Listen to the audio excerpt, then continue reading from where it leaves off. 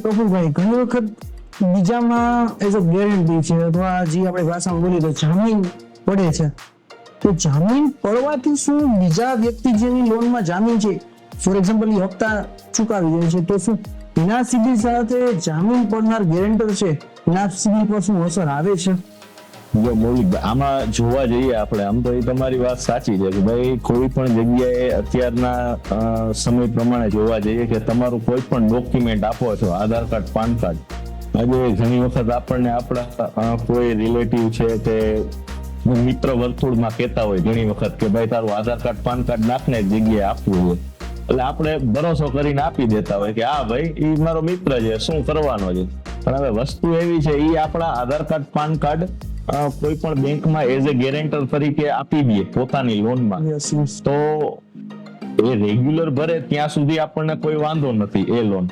પણ એ લોન જો એ પોતે રેગ્યુલર નથી ભરતો તો તે આપણા સિબિલમાં પણ ઇફેક્ટ કરી શકે ખરા. બરોબર. અને એ સિબિલમાં બતાવે છે એઝ એ ગેરેન્ટર તરીકે બતાવે છે.